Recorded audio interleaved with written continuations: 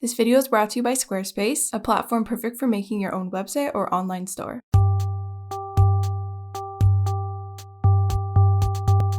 Hi everyone, in this video I want to talk about the pros and cons of traditional art versus digital art. And I was thinking about this a lot because I recently did this big painting that you'll be seeing through this entire video. It's quite a large watercolor, pencil, gouache, sort of mixed media painting of a mole character with a little cloak, and she's got a little staff. It's actually just like a branch, and she's walking through a little mushroom forest. And this is the print for April's Patreon package. This took me a lot longer than I thought because I made the painting really big and I planned it out on my iPad first. And then I was thinking, do I want to do this digitally or do I want to do this traditionally? Because I haven't done a traditional painting in a while, and I just started like comparing the two in my head. And I wanted to do traditional because I'd been doing a lot of digital stuff lately for like planning products, upcoming products, and I just always work digitally these days, so I was really feeling like doing something traditionally to sort of scratch that traditional art itch that I had, and it took a long time, but it was a lot of fun. So you'll be seeing that throughout this video, but I wanted to sort of compare traditional art with digital art and what I feel the pros and cons of each are. I might not be covering like every single thing, this is just what I've thought of, but I'll be starting with traditional and then digital, but I'll first say the cons and then I'll say the pros to leave it off on a positive note and not end with all the bad things, all the disadvantages of each media. So for traditional art, the first con is that it's pretty messy compared to digital art because it's like physical supplies. You can get paint everywhere, all over your hands, you can get pencil shavings. While I was making this painting, I rested my sweater in masking fluid, and that stuff does not come off fabric. Masking fluid is something you can paint onto the paper to like preserve white areas, and then you can peel it off after you do your watercolor washes, and then you sort of left behind like a clean area where you can put a different color, sort of like protects set areas. So I used that in this painting, and that was pretty messy and I had to keep refilling my water. Basically with traditional art, the setting up takes a lot longer because you have your water, your paper towel, you have to clean room on your desk, like clear your work area. And then it's like, okay, I need to find my brush, I need to like fill up the water, I need to make sure everything is laid out the way I want. And this can be like fun to do, honestly, but it is like something that takes time and kind of like prevents me from working traditionally more than I could, because it's just like a little bit more upfront time to actually get started with something. Also, if you ever want to try a new look or a new supply, you have to like spend money on the supplies. Like you have to buy paint, you have to buy paper, you have to buy all these things. But you could say that the startup cost is not as much as like digital art, where you have to buy like a tablet and you need a computer and you need the software and maybe even some like brush packs, which also costs money.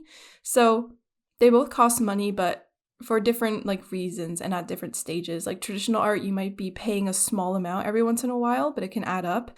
But digital art, it's kind of like a big upfront cost. Another con for traditional art is that you can't undo your mistakes. Besides erasing and painting over areas, there's no like undo button. You can't move stuff around. It's not as like flexible as digital art when it comes to that. And of course, a lot of these disadvantages can actually be a blessing in disguise, but it can also just be like something you have to work with. Another thing is that you need good lighting to be able to see what you're doing if you're working with color, especially. I always like to make sure I have bright, neutral lighting when I'm doing a painting, because you just want to know exactly what you're doing and you want to be able to see the colors in their like most like truest form, because if you're painting in dim lighting and then you like take your painting outside, it might look completely different. So having good lighting just lets you have control over this. Another thing, if you want to make your traditional art into a print, you have to scan the pieces and edit them digitally, which is another step to creating a print, but it's really not that big of a deal. It's just something you have to do. One of the disadvantages, you have to make sure you get a clean scan. And if it's a really big painting like the one I did, I had to scan it in 2 parts. Then I go to Photoshop and I use the photo merge technique and it automatically stitches them together.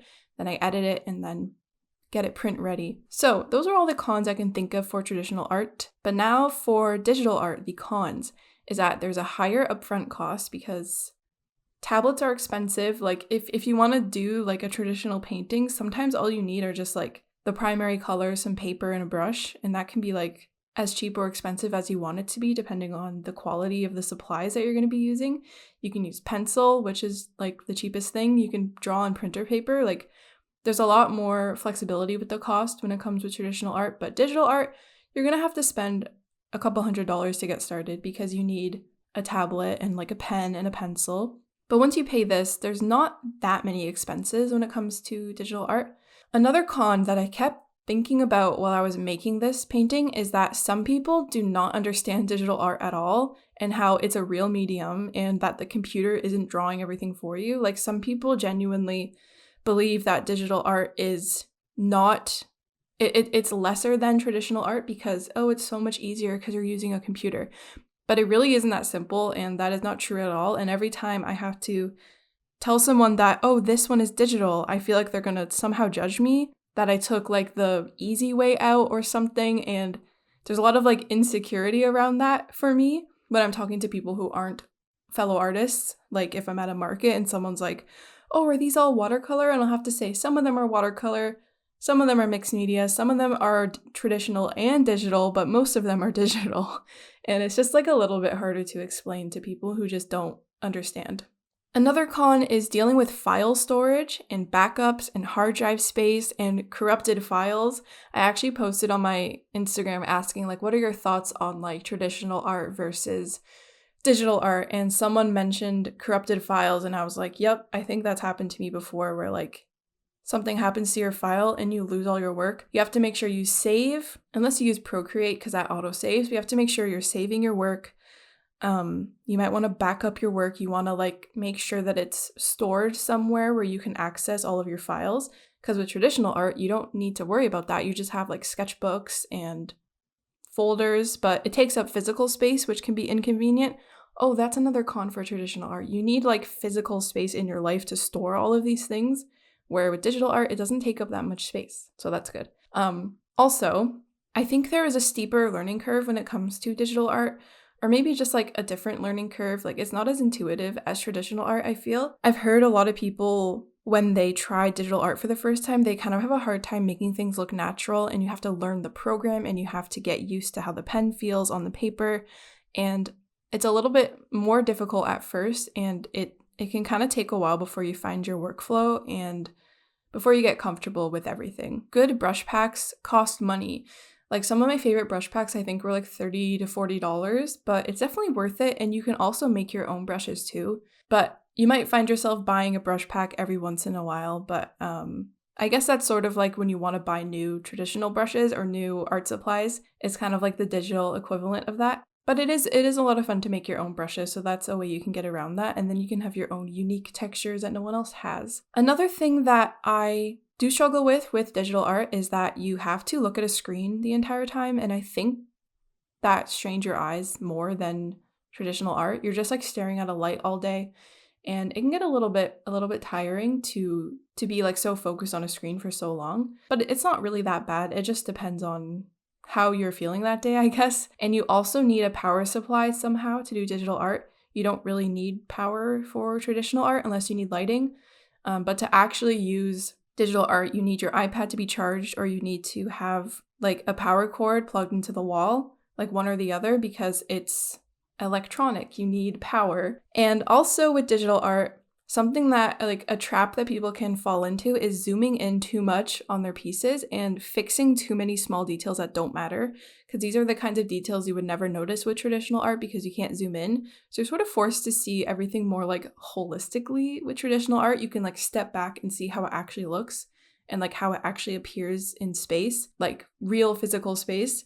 But with digital art, you can zoom in and out and you're like scrutinizing every tiny aspect of the piece. And this can be good if you're very detail oriented and you want to make something like very precise, but it can also be overwhelming because you feel like you need it to look like 100% rendered from every zoom level, which is just not true. You don't need to do that. You can like choose a zoom level and render it at that level. It's definitely tempting to zoom in and fix every possible thing. So that's another disadvantage, but it can also be an advantage depending on what kind of thing you're trying to make.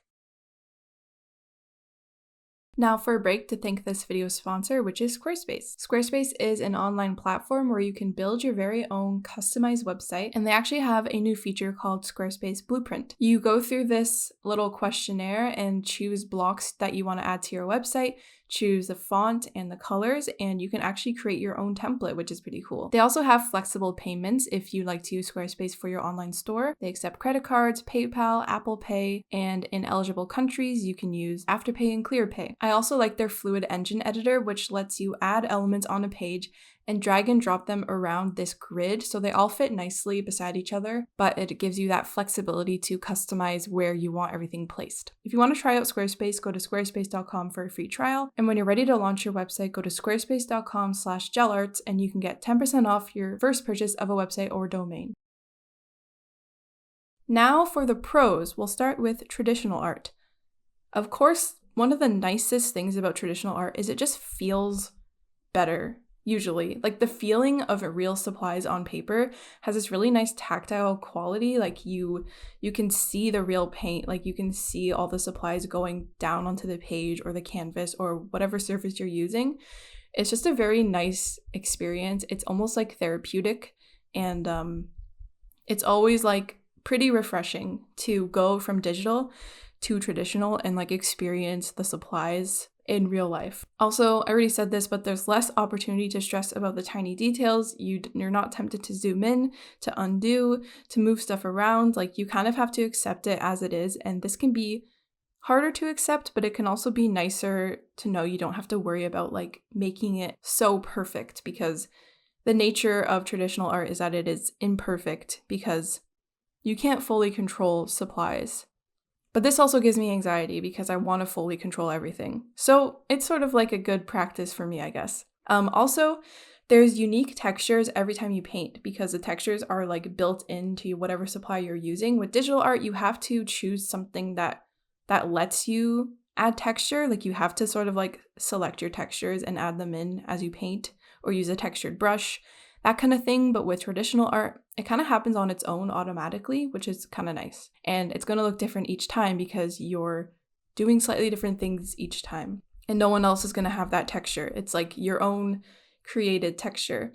Also, buying supplies is fun. Like going to art stores is a lot of fun, like looking at all the brushes, looking at all the colors. Like the art supplies themselves is their own hobby. Buying art supplies and actually painting with them, I feel like are two different activities. Like they're two separate hobbies, and it's just like fun to go look at stuff. Another pro with traditional art is that it's more intuitive than digital art because we all grow up like using crayons and pencils and like scribbling stuff as children.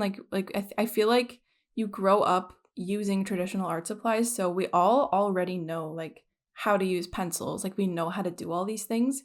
With digital art, you have to learn it. So that's a good thing about traditional art. Another cool thing about traditional art is that you can sell the original paintings, which you can't really sell original digital art stuff. Like that doesn't really exist. But with traditional art, there is a physical component that exists in the real world that you can sell, that you can make prints off of that, but there's only going to be one original copy, which is pretty cool.